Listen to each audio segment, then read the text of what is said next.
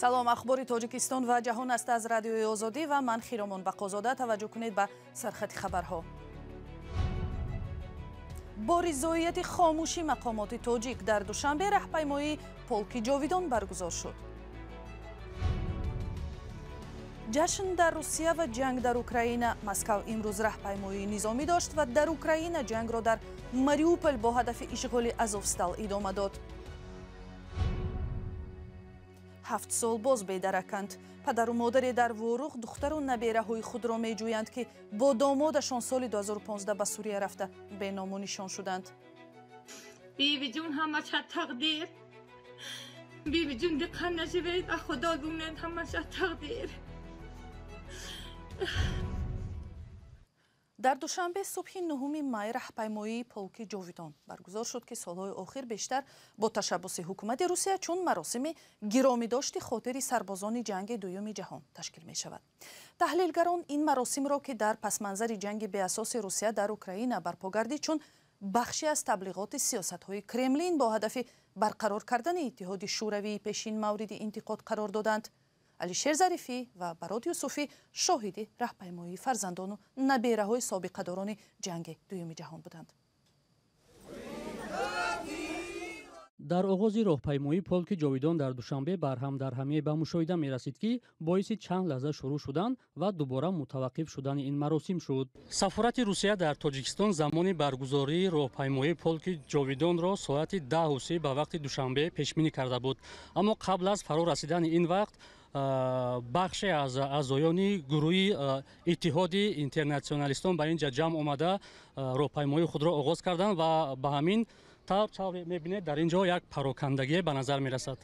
пас аз тағйири макони ҷамъомад, сафири Русия ва намояндагони сафорат ба ҷамъомадагон пайваста ва роҳпаймоии рамзии полки ҷовидонро аз кӯчаи Дӯстии Халқҳо шурӯъ карданд.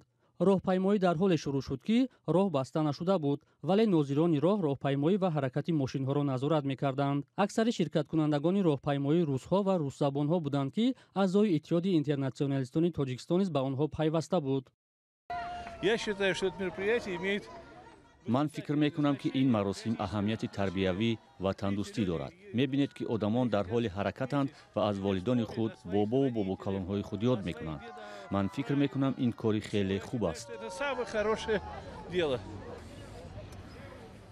ҳарчанд иддаи ба ин назаранд, ки роҳпаймоии полки ҷовидон ба ёди қурбониёни ҷанги дуюми ҷаҳон зарур аст, шахсоне низ ҳастанд, ки имсол ба далели ҳамлаи бесабаби Русия ба Украина аз ширкат дар он парҳез карданд. коршиносон бар инанд, ки баргузории роҳпаймоии полки ҷовидон таблиғи сиёсати Русия аст. мутаассифона идеяи полки ҷовидон аз ҷониби баъзе кишварҳои собиқ шӯравӣ ҷумла Русия суистифода карда шудааст ба хотири пропагандаи ақидаҳои худашон.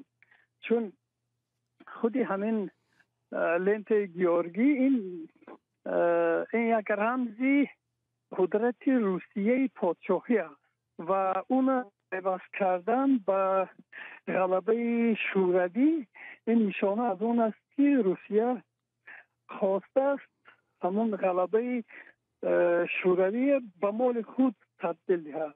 роҳпаймоии полки ҷовидон дар 2 соли охир ба сабаби пандемияи COVID-19 баргузор нашуда буд. ин маъракаро бори аввал соли 2011 дар Томск баргузор карданд. мақомоти Русия мегӯянд, ин маърака ихтиёрӣ буд ва бо ташаббуси гурӯҳи журналистони рус баргузор шуд, вале мухолифони он дар Тоҷикистону кишварҳои дигар бовар доранд, баргузории роҳпаймоӣ бо роҳбарии намояндагиҳои Русия ҳолати таблиғотӣ дошта, султаи иттиҳоди шӯравиро ёдоварӣ мешавад ва истиқлоли давлатҳоро халалдор мекунад. дар баъзе аз кишварҳои собиқи шӯравӣ ба ин роҳпаймоӣ иҷозат намедиҳанд. рӯзи 9 май дар боғи ғалабаи Душанбе ҳам маросимҳое барои гиромидошти хотираи ҷанговарони тоҷикистонии ҷанги дуюми ҷаҳон бо ширкати президент, аъзои ҳукумат ва чанд сафири кишварҳои хориҷӣ баргузор шуд. Эмомалӣ Раҳмон дар паёмаш ба муносибати рӯзи ғалаба аз корнамоиҳои беш аз 300 000 зодаи Тоҷикистон дар ҷанг сухан гуфту бидуни ёдоварӣ аз ҷанг дар Украина гуфт, Тоҷикистон ҷонибдори сулҳу оромӣ ва бо роҳҳои осоишта, яъне тавассути музокирот ва бо истифодаи василаҳои дипломатӣ ҳаллу фасл гардидани ҳамагуна мухолифату низоҳо мебошад. рӯзи 9 май соатҳое ки президент Владимир Путин дар майдони сурхи Москав паради ҳарбии рӯзи ғалаба бар фашизмро дар соли 1945 барпо мекард, артиши Русия ҳуҷумҳо дар хоки Украинаро идома дод. то имрӯз Русия натавонистааст Мариуполи, як шаҳри стратегӣ дар соҳили баҳри Сиёҳро ба тамом тасарруф кунад. ҳоло дар нақбҳои корхонаи Азовстали Мариупол 2000 сарбози украинӣ муқовиматро идома медиҳанд. ҳамкорам Кави Марсиятов гузориш медиҳад.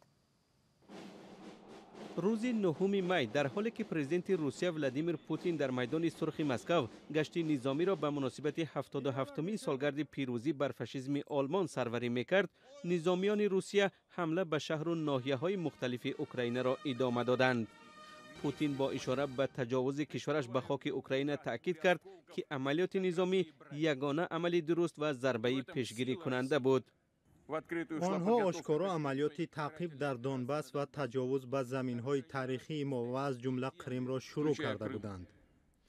با نوشته خبرگزاری‌ها روسیه می‌خواست تا روز 9 می که در این کشور همچون روز غلبه بر فاشیسم آلمان جشن گرفته می‌شود، پیروزی را در ماریوپول اعلان کند، ولی ایستادگی سربازان اوکراینی به این برنامه مانع شد. تخمیناً 2000 نظامی قسم حربی آزوف با استفاده از تخمین‌های سرشمار این کارخانه تولید پولاد با موفقیت حمله‌های نیروهای روسیه را شکست دادند. آنها تاکید کردند که تا آخر به نیروی تجاوزگر تسلیم نخواهند شد. روز یکشنبه منصبداران اوکراین و روسیه تصدیق کردند که اخراج مردم ملکی از کارخانه آزوفستال پایان یافت. خبرگزاری فرانس پرس می نویسد که کاروان اتوبوس‌ها با بیشتر از 170 فرد ملکی ماریوپول که 40 نفرشان از آزوفستال خارج شده بودند به منطقه زاپاروژیه رسید. همچنان 8 می پرزیدنت اوکراین ولادیمیر زلنسکی در پیام به مناسبت غلبه بر فاشیسم گفت که عمل امروزه نیروهای روسیه به اقدام‌های ناتسیستان در سالهای جنگ دوم جهانی مانندی دارد. به همین زودی ها در اوکراین 2 روز غلبه جشن گرفته می شود و کسی از این جشن محروم خواهد شد. در گذشته پیروز شده بودیم، حاضر هم غالب می شویم و در میدان کرشاتکی کیف گشتی پیروزی اوکراین برپا خواهد شد. زلنسکی در پیام بر رهبران 7 کشور صنعتی عالم معروف با نام گروه G7 ابراز داشت که بر اثر بمباران مکتب در ولایت لوهانسک تخمیناً 60 پناهنده کشته شدند. او روسیه را در تجاوز حربی به کشور صاحب استقلال گناهکار کرد. گلبدین حکمتیار یکی از سیاستمداران جنجالی افغانستان ادعا دارد که تاجیکستان با افغانستان راه دشمنی را پیش گرفته است، چون به گفتش مخالفان طالبان را در قلمروش پناه می‌دهد. او ضمن سخنرانی در یک مسجد روز جمعه گفت اگر چنین باشد افغانستان هم میتواند مخالفان حکومت تاجیکستان را در قلمروش پناهگاه دهد و از این راه کشور را ناآرام سازد. گلبدین حکمتیار در روز در این باره صحبت کرد که گروه داعش گفت از افغانستان به خاک تاجیکستان 7 موشک پرتاب کرده است. همکارم مومین احمدی که این موضوع را پیگیری کرد حالا در استودیو با ما است. مومین، نظر مقامات طالبان و تاجیکستان در رابطه با حادثه موشک اندازی چی است و کارشناسان چی میگویند؟ بله خیرامان، مقامات تاجیک تنها گفتند که این موشک ها تصادفاً به خاک تاجیکستان افتادند، ولی این زمان در اظهارات رسمی کمیته دولتی امنیت ملی گفته می شود که نیروهای مرزبانی تاجیکستان به حالت آماده باش پوره جنگی گذرانیده شدند. تاکید به آمادگی جنگی در اظهارات مقامات رسمی تاجیکستان تا حال خیلی کم صدا داده است و کارشناسان بر این نظرند که حالت جدی‌تر از آن است که دیگران می‌اندیشند. طالبان تنها گفتند که حادثه را تحقیق میکنند و هیچ شرح دیگری تاکنون ندادند. اگر یادتان باشد خیرامان، عین چنین حمله 1 ماه پیش به خاک ازبکستان نیز صورت گرفته بود و مسئولیت آن را هم داعش برداشت گرفت.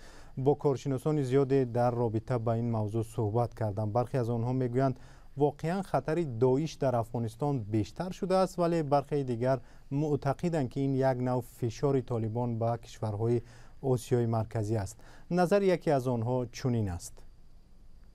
میکنم هیچ اختلاف نظری فکری میان طالبان و داعش خراسان وجود نداره. احتمال این که هر دو گروه منابع تمویل و منابع حمایتشان یکسان باشه شکی هم وجود نخواهد داشت. مومن توجیکستان از جمله کشورهایی است که اعلام کرد که در چنین شکل هیچگاه حکومت طالبان را اعتراف نمیکند.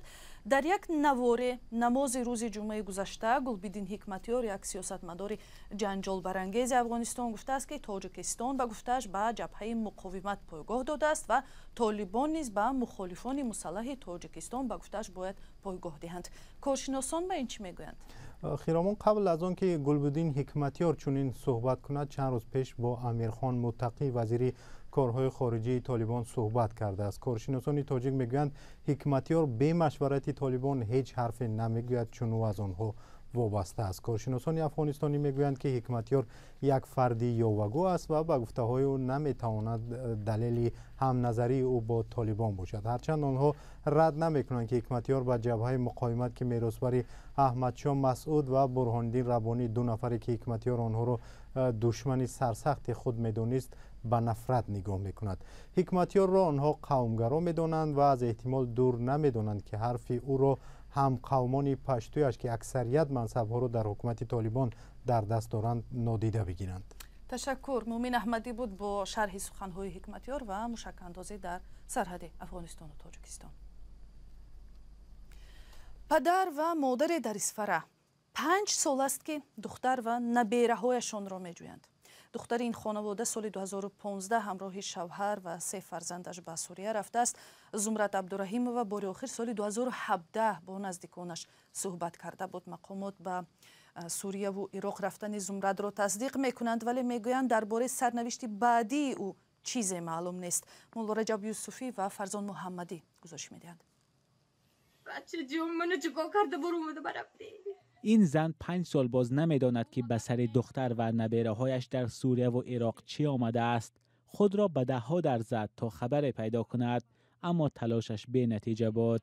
نرزان امان و ساکن جماعت واروخ شهر اصفهان بار آخر سال 2017 صدای دخترش را شنید.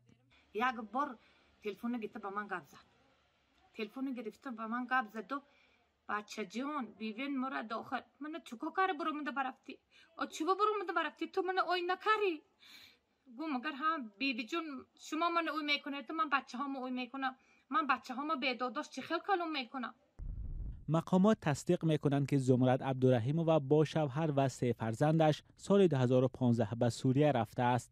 برای این ضد عبدالرحیمova و شوهرش الحمجان عبدالرحیمov با اتهام شرکت در جنگ کشورهای دیگر پرونده باز شده است، ولی نمایندگان تاجیکستان که با جستجو و بازگردانی شهروندان این کشور از عراق و سوریه مشغولند میگویند در روی خط تاجیکان پناهگاه‌های سوریه یا زندان‌های عراق نام زمرد عبدالرحیمova نیست. تخمین می رود 10 زن تاجیک در عراق و سوریه پس از مرگ شوهر به دست خارجی ها افتادند و تاجیک بودن خود را پنهان می دارند. این دلی پاره پاره گم می زند دوباره نزدی منی بیچاره مادر من آمدم گوی. آگاهان این احتمال را رد نمی کنند که زمرد عبدالرحیمova و شوهرش در جنگ های ضد گروه وحشت افکن دولت اسلامی کشته شدند، ولی این خانواده هنوز امید خود را از دست نداده است. یک تا بارنده کدوم کنسرت تامته وای یک شعر خوند هوای نوشته گرفتم و هوای خونده پرتفتم. پشتی در نمایان شب گفته تق تق کن و پنهان شب من کابمت خندون شب گفته هوای نوشته پرتفتم. آواز پرتام اگر سونی بیم آواز پرتفتم. بیوی جون همش تقدیر بیبی جون دقت نشوید خدا دونند همش تقدیر.